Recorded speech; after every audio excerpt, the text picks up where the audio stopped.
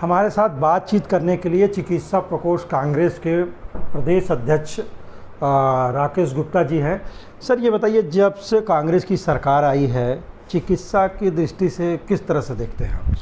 देखिए, ये बहुत सौभाग्य की बात है कि भूपेश बघेल जी की कांग्रेस सरकार ने चिकित्सा और शिक्षा को अपने जन कल्याणकारी सरकार के प्राथमिक एजेंडा में लिया। और आपने देखा होगा कि जितने भी मूलभूत परिवर्तन हुए, गुणात्मक परिवर्तन हुए, उसमें शिक्षा और स्वास्थ्य और चिकित्सा ये मेन फोकस रहे हैं। और ये मुझे लगता है कि किसी भी जन कल्याणकारी सरकार के लिए उपलब्धि कही जानी चाहिए।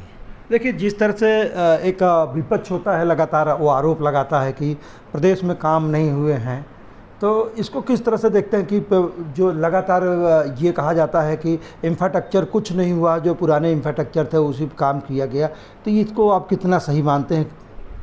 देखिए, कोविड काल एक परीक्षा का दौर था स्वास्थ्य और चिकित्सा क्षेत्र के लिए, पूरे देश में ही नहीं, विश्व में। और छत्तीसगढ़ सरकार ने जिस तरीके से कोविड के समय काम किया, सामाजिक संगठनों को और दूसरे सभी वर्गों को लेकर सभी विभागों के सामंजस्य ने, ये एक अपने आप में उदाहरण है। यहाँ पर न केवल दवाइयाँ दी गई, ऑक्सीजन की कमी नहीं हुई, जिस प्रकार से बेड्स का मैनेजमेंट, अस्पताल में बिस्तरों का मैनेजमेंट हुआ, लोगों ने काम किया सरकार के साथ मिलकर, शरणार्थी आए, मजदूर चलकर आए, उनके लिए भोजन की व्यवस्था हुई। जिस प्रकार से कोविड के समय में जब बहुत 23 लाख से ज़्यादा लोग मजदूर यहाँ पर आए, उनके लिए रहने की व्यवस्था हुई, वैक्सीनेशन का अभियान चला, उसमें छत्तीसगढ़ ने बहुत अद्वितीय काम किया। मुझे लगता है कि जो लोग न देखना चाहें उनके लिए ये सबक है कि उनको देखना पड़ा कि कोविड का मैनेजमेंट कैसा हुआ। और आने वाले दिनों में जिस प्रकार से स्वास्थ्य के क्षेत्र में मजबूती आई, मेडिकल कॉलेजेस बने या फिर सीटों की संख्या में वृद्धि हुई, पैरामेडिकल वर्कर्स ने काम किया, या अपने आप में एक उदाहरण है कि किस प्रकार फोकस करके समयबद्ध तरीके से चिकित्सा और स्वास्थ्य के क्षेत्र में काम किया जाता है। हाँ, जो देखा जाए तो जो मेडिकल कॉलेज भी बहुत सारे खोले गए हैं, तो उसको किस तरह से देखते हैं कि जो जिस तरह से छात्रों के लिए एक सुविधा बन रही है? देखिए, मेडिकल कॉलेज बनाना बहुत आसान है, लेकिन उसको डेवलप करने में 5 से 10 साल लगते हैं।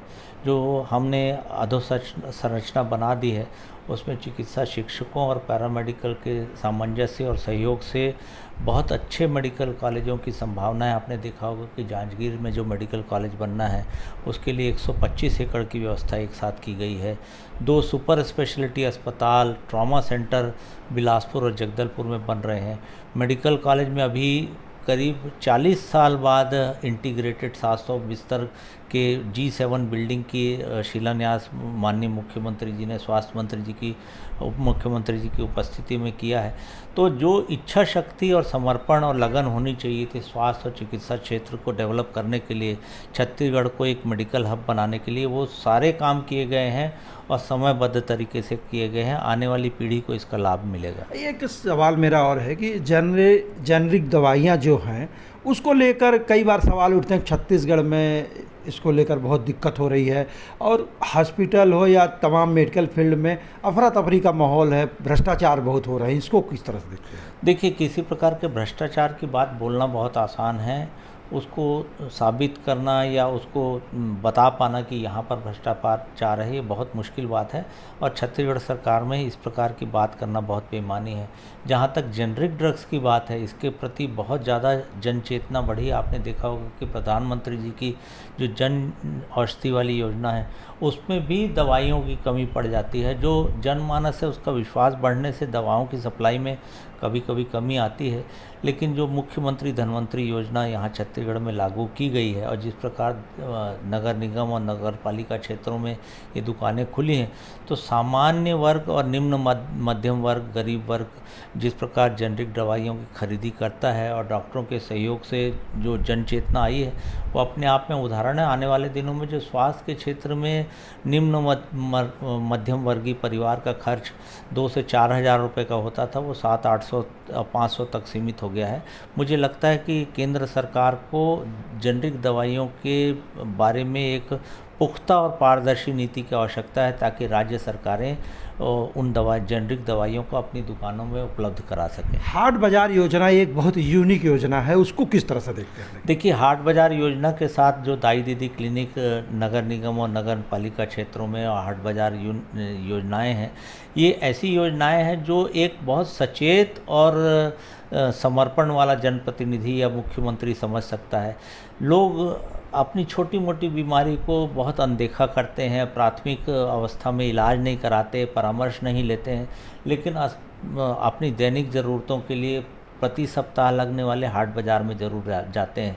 यदि हाट बाज़ारों में मोबाइल क्लिनिक की व्यवस्था सुनिश्चित कर दी जाए, दाई दीदी क्लिनिक के लिए अलग से महिलाओं की समस्याओं के लिए क्लिनिक की व्यवस्था की जाए, तो ये अपने आप में एक ऐसी सोच का उदाहरण है जो हर समय अपने नागरिकों की स्वास्थ्य की सेवाओं की चिंता करता है। आने वाले दिनों में छत्तीसगढ़ का ये मॉडल पूरे देश में जाएगा, क्योंकि ये आपने अस्पताल को उन सुदूर इलाकों में पहुंचा दिया जहां पर अस्पताल की व्यवस्था से आना बहुत मुश्किल होता है और वहाँ जहाँ पर आवागमन की सुविधाएं बहुत आसानी से उपलब्ध नहीं होती। तो हाट बाज़ार क्लिनिक से वहाँ पर हाट बाज़ार में डॉक्टरों की उपस्थिति होना, वहाँ पर छोटे मोटे टेस्ट हो जाना, दवाइयों की उपलब्धता होना, ये अपने आप में एक ऐसा उदाहरण है जिसमें फैलाव की ज़रूरत है और बहुत विस्तृत तरीके से काम करके इस योजना का क्रियान्वयन किया गया है। मुझे लगता है कि बहुत सारे जो ऐसे रोग हैं जो बहुत देर से डॉक्टरों की पकड़ में आते, वो प्राथमिक जांच और टेस्ट से पकड़ लिए गए हैं और लोगों को इसका लाभ भी मिला है।